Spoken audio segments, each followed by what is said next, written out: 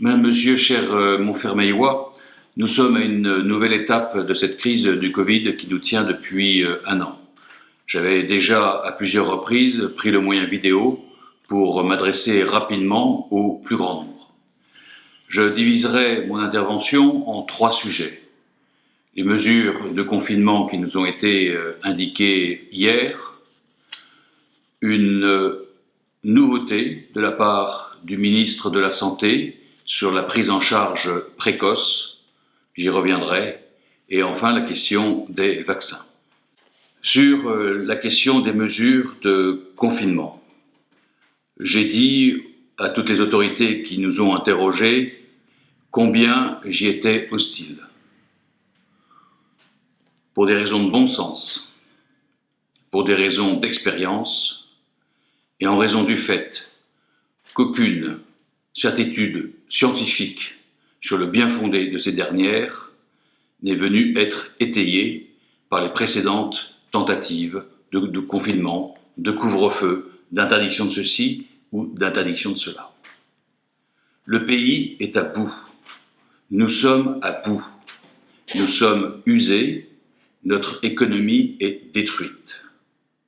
J'estime en conscience que les mesures qui nous ont été annoncées aggravent la situation et feront plus de dégâts dans nos vies personnelles, familiales, dans la vie sociale, que le virus lui-même. Chacun est libre de penser ce qu'il a à en penser, mais je ne peux pas rester muet et témoin passif de ce massacre. Si je devais avoir un motif, un seul mais grand motif de satisfaction, à partir de l'intervention de Monsieur le ministre de la Santé, c'est qu'enfin, depuis un an, est reconnu le traitement précoce du Covid par la médecine libérale de ville. Cela fait un an que j'en parle.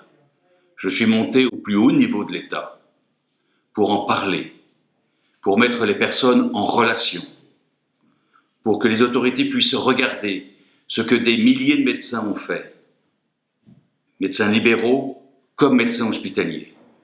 Et en ma qualité de président du conseil de surveillance de l'hôpital de Montfermeil, je peux vous dire la manière dont nous avons pu prendre les affaires, et ce, dès le mois de mars dernier, il y a maintenant un an.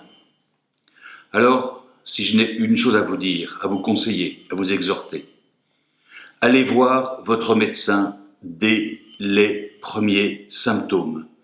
N'attendez pas, comme je le vois arriver en ce moment aux urgences, n'attendez pas ces malades qui, au bout d'une semaine, 10 jours, arrivent dans un état qui nécessite effectivement la réanimation.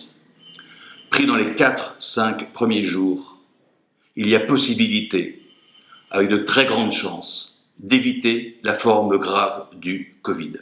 Mais cela se joue dans les tout premiers jours.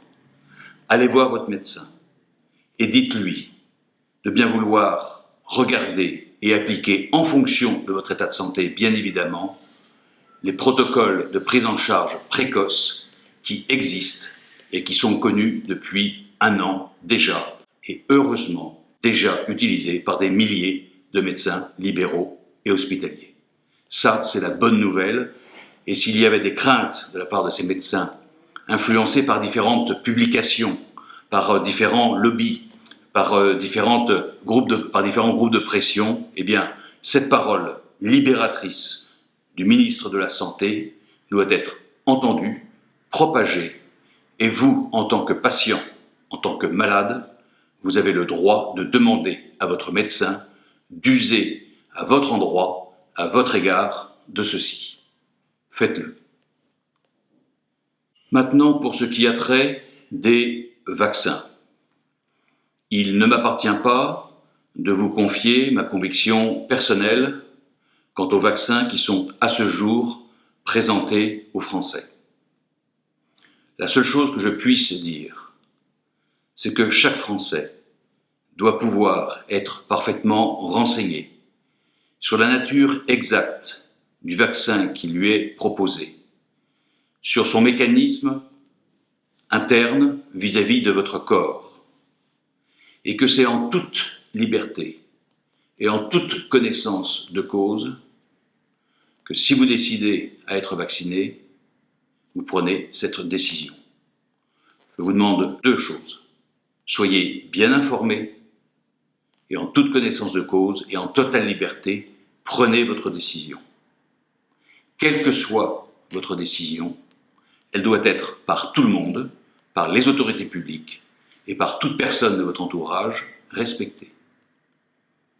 Aussi, pour les personnes qui ont fait ce choix éclairé et libre, il y a, en téléphonant au CCAS de Montfermeil, la possibilité de vous inscrire sur des listes d'attente qui permettront, en fonction des disponibilités sur les centres de vaccination, celui de Montfermeil et ceux de villes voisines, de pouvoir vous y intégrer dans le cadre de l'organisation mise au point par les pouvoirs publics. Si vous souhaitez ne pas bénéficier de ces vaccins, c'est également votre liberté et j'entends qu'ils soient durablement respectés de la même manière que ceux qui ont décidé d'y avoir usage.